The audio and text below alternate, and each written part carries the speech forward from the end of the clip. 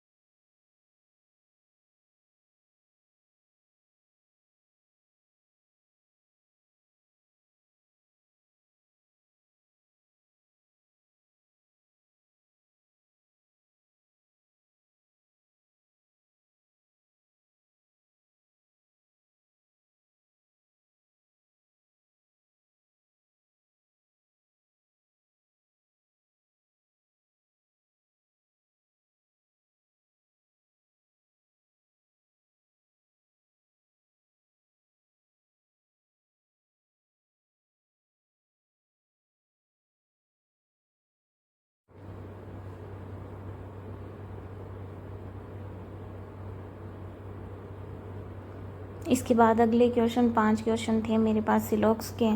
तो सिलॉक्स ऐसा है कि आप जो भी आपने समझा है या आपको किसी टीचर ने पढ़ाया, आप एक ही अप्रोच लेके चलें। ऐसा नहीं है कि आपने 2-3 टीचर से पढ़ लिया तो वो मिक्स हो जाएगा। आप अपनी एक अप्रोच लेके चलें। और इसमें भी सबसे ज़्यादा उनमें प्रॉब्लम आती है जिनमें केवल कुछ या ओनली इफ़ ये वाले क्वेश्चंस थोड़े से डिफ़िकल्ट होते हैं, बट ओवरऑल सिलॉक्स देखें तो अपने फ्री के मार्क्स हैं, क्योंकि ये क्वेश्चन 2 मिनट में 5 आराम से अपन कर सकते हैं। तो इसके लिए अपना क्या है, टाइम भी बच जाएगा, और अगर मान लो कोई पजल सॉल्व नहीं हो रही है तो उसको सॉल्व करने के लिए अपन एक्स्ट्रा टाइम दे पाएंगे।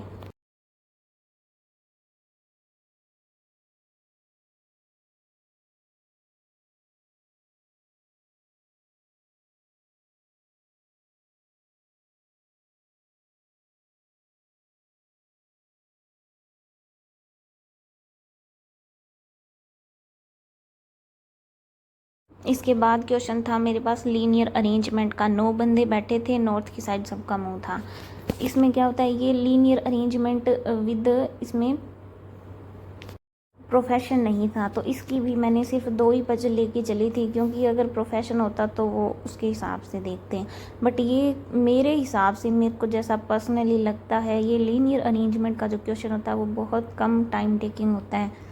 इसको अपन ईजी से सॉल्व कर सकते हैं कम टाइम में।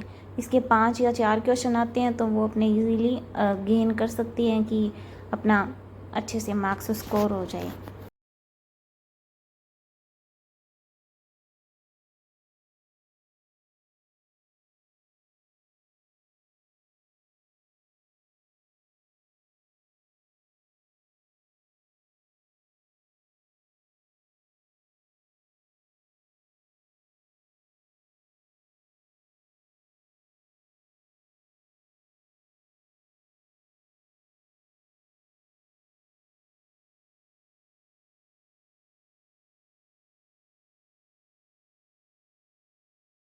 इसके बाद ये कोडिंग का क्वेश्चन था, ये भी ठीक होता है। पहले जैसे स्टार्टिंग में मैं जैसे सॉल्व करती थी तो इनको मेरे को लिखना पड़ता था, जैसे नोटबुक में लिख के जो भी मतलब मैच करना पड़ता था। बट अब ऐसे है भी थोड़ी, अगर आप अपने प्रैक्टिस करें ना, तो जैसे रेन का या फिर सी जी या जी एच का दिया, जैसे मान लो सी जी का फाइंड करना है तो अपने इसमें देख लेंगे सी जी कहाँ है, और उन दोनों में भी आगे जो अपने को दी हुई है लाइन, उसमें से देख लेंगे दोनों में सेम वर्ड कौन सा है। तो इस तरीके से ये भी आसानी से हो जाता है। इसके बाद आती है इनक्वालिटी। ये तो सबका फेवरेट है, इसको तो कोई भी नहीं छोड़ता, इसको बताने की तो क्या ही ज़रूरत है।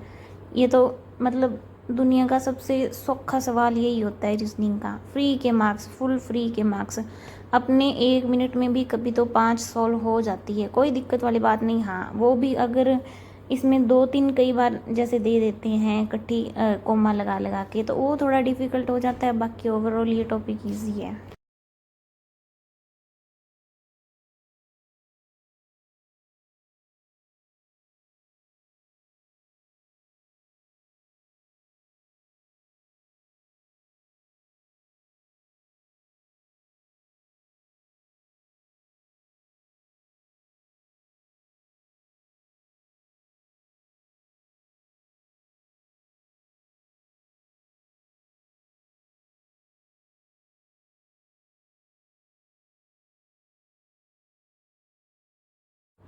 इसके बाद मेरे पास ये क्वेश्चन आया था, इसमें 11 डब्बे रखे हुए थे एक के ऊपर एक। तो इनमें सबसे पहले ये ध्यान करना है कि कई बार तो जैसे इसने तो दे दिया सीक्वेंस की सबसे नीचे वाला 1 है और सबसे ऊपर वाला 11 नंबर है, पर कई बार जैसे ऐसे दे देते हैं भी सिर्फ 11 डब्बे हैं, और उनमें क्वेश्चंस भी इस तरीके से पुट कर देते हैं भी ऊपर से तीसरा या नीचे से तीसरा कौन सा होता है। तो उसमें अपन ने ध्यान रखना होगा भी उसने ऊपर से मतलब कैसे, ऐसे अपने हिसाब से नंबरिंग नहीं देनी है कि अपन ऊपर वाले को 11वां दे दे, नीचे वाले को पहला दे दे। अगर मान लो उसने अपने अकॉर्डिंग किया, ऊपर वाले को पहला दिया, वो लास्ट को 11वां दिया, तो ऐसे करके क्वेश्चन गलत हो सकता है। तो थोड़ा सा इस चीज़ में ध्यान रखें। ओवरऑल बेस्ट है।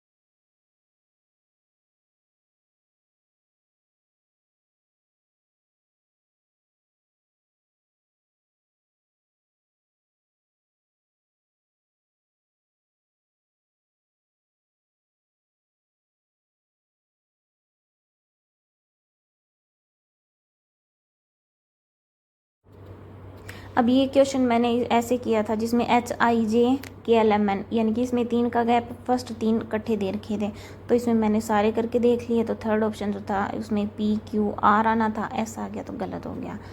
ये वाला क्वेश्चन, इसमें थोड़ा सा मैं कंफ्यूज हो गई थी भी मैं इसको कैसे बनाऊँ, समझ ही नहीं आ रहा था। पहले तो मेरे से एक बार में तो बना ही नहीं, फिर मैंने इसको स्किप कर दिया। मैंने कहा अगर पूरा अटेम्प्ट हो गया उसके बाद फिर इस पे आगे देखूंगी, अगर टाइम बचा तो, अगर नहीं बचा तो कोई बात नहीं। इसके तो 3 ही क्वेश्चन होते हैं, तो मैंने सोचा आगे पहले अगर मान लो कोई और पजल हो, कुछ और आया हो तो उसको अपन पहले निपटा लेते हैं। तो इसको मैंने एक बार के लिए स्किप कर दिया।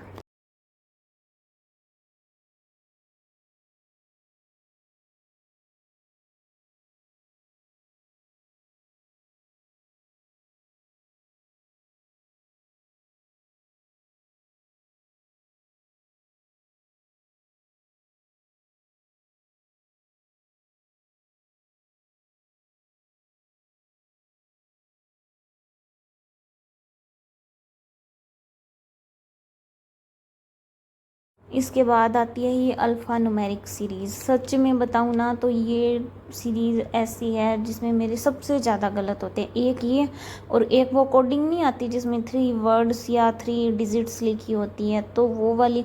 इनको मैं पर्सनली सजेशन यही करूँगी कि आप थोड़ा सा ध्यान से करें, थोड़ा सा टाइम लगा के करें, ताकि अपना गलत ना हो जाए। या फिर अगर आपके पास इतना टाइम नहीं बच रहा है तो आप पहले अदर क्वेश्चंस को ट्राई करें। इसको मैं लास्ट में करने का बोलूँगी क्योंकि ये मेरी भी बहुत बार गलत हो जाती है।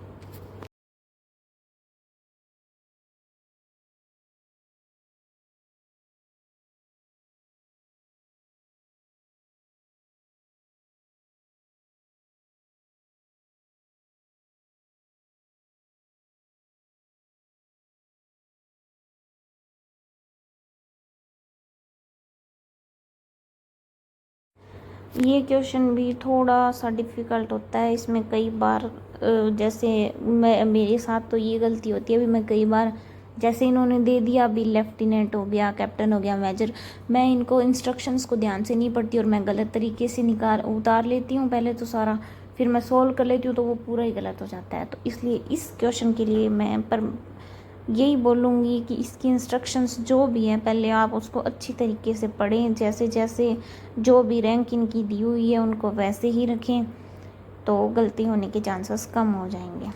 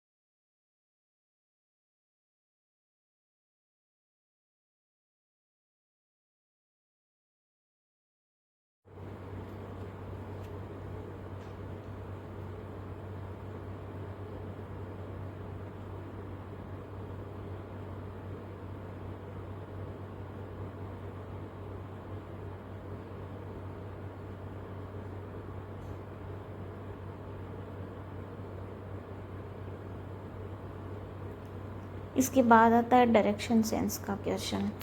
तो इसमें रीजनिंग में ये है भी इनइक्वालिटी हो गई, स्लोप्स हो गई, ये डायरेक्शन सेंस हो गया, ये सबसे इजी टॉपिक होते हैं, हर बंदा इनको अटेम्प्ट करके ही आता है, फ्री के मार्क्स भी। इससे मतलब इजी तो रीजनिंग में कुछ हो ही नहीं सकता। तो इसलिए ये टॉपिक ये है भी मतलब जिसकी भी तैयारी नहीं है, क्योंकि अपने को पता है ब्लड रिलेशन या डायरेक्शन सेंस में से तो एक तो आएगा ही आएगा। तो मैं ये बोलूँगी ब्लड रिलेशन थोड़ा सा डिफ़िकल्ट होता है इसके कंपैरिजन। जिसकी भी अच्छी तैयारी नहीं है डायरेक्शन सेंस की, वो थोड़ा सा मतलब इस पे ध्यान दे लें, क्योंकि ये नंबर बनवाता है और इसके 3 क्वेश्चन तो आते हैं।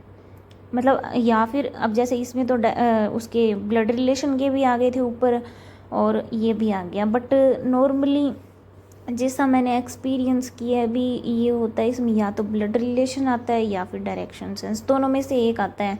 तो अगर ये हो जाएगा भी डायरेक्शन सेंस की अच्छी तैयारी होगी तो जो भी क्वेश्चन आएगा इसका छूटेगा नहीं।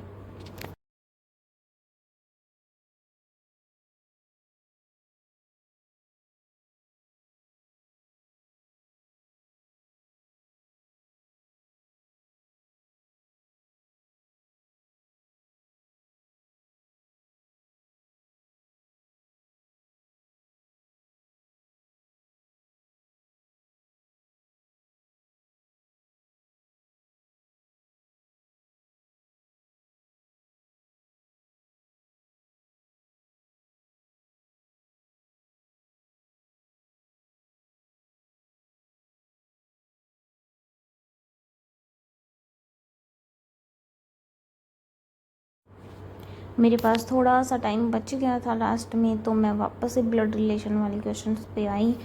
मैंने सोचा अभी टाइम पड़ा है तो क्यों ना इसको सॉल्व कर लें, तो मैंने जल्दी जल्दी इसको फटाफट सॉल्व करना स्टार्ट किया।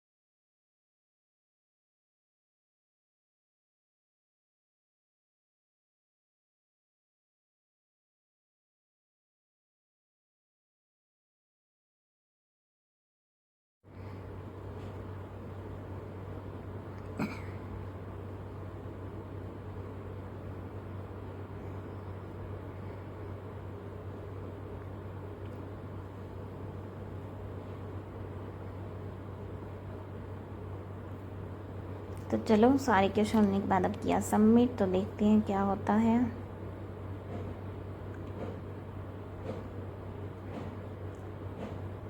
तो इसमें मेरे नंबर बने हैं 40, मतलब मैंने 40 अटैम्प्ट किए थे, 40 मार्क्स आ गए। तो थोड़ा सा जो भी एग्ज़ाम है थोड़ा सा पेशेंस के साथ सॉल्व करें। Best of luck for your exam. Thank you.